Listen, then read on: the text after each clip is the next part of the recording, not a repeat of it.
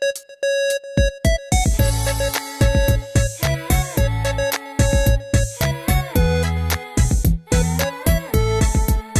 ู่บ้านอ้ายปลูกต้นมักสาลีบ้านน้องนี้ปลูกฮอดมักแตงลายโอ้น้องนางสร้างน่าฮักถือใจอ้ายอยากจะไปยามบ้านน้องจะได้บ่ก็เสิร์เลยถ้าอ้ายอยากมายามน้องขอถามอ้ายจริงใจกับน้องบ่ก็อ้ายจริงใจจะให้พ่อแม่มาขอให้น้องจงรอคอยวันอ้ายกลับมา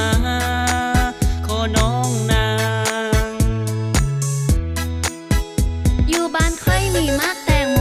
มักส้มโอมักโมมักมีนอกจากนี้มักกอกมักข้ามเป็นทุกอย่างมักเฟืองมักเผาบ้านเจ้าลำมุดลำใหญ่เลยใส่มักฟางมักม่วงอยู่เรียบพวงแม่นต้นมักเขือหยับไปเนื้อแม่นต้นขี้หูดจับตูดพูดมักเดือแขมคองมีมักจองมักจันมักกล้วยเม็ดกล้วยสวยแม่นมักซาลีได้อีลี่เต็มส่วนเต็มให้หน่วยใหญ่ๆแม่นมักแดงลายเพิ่นทรงค่ายกลายเป็นสินค้าจนเข้าซาลือลำบ้านเฮาพ่อแม่อ้ายอยากให้น้องมายา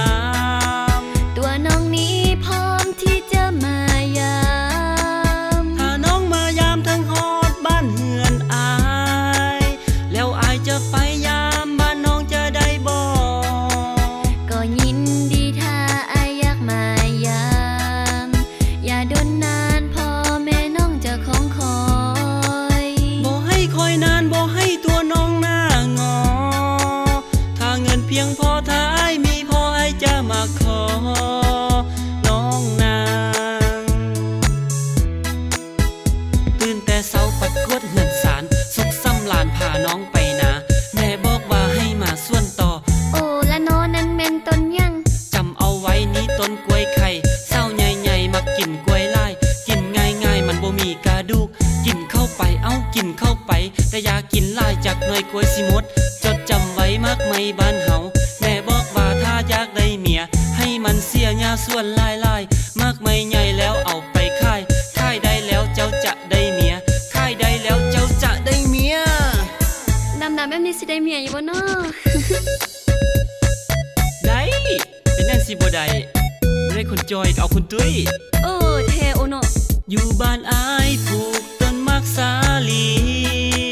บ้านน้องนี้ปลูกฮอดมักแตงลายโอ้น้องนางสร้างน่าฮักถือใจอ้ายอยากจะไปยามบ้านน้องจะได้บ่ก็เสิร์เลยถ้าอ้ายอยากมายามน้องขอถามอ้ายจริงใจกับน้องบ่ก็อ้ายจริงใจจะให้พ่อแม่มาขอให้น้องจงรอคอยวันอ้ายกลับมา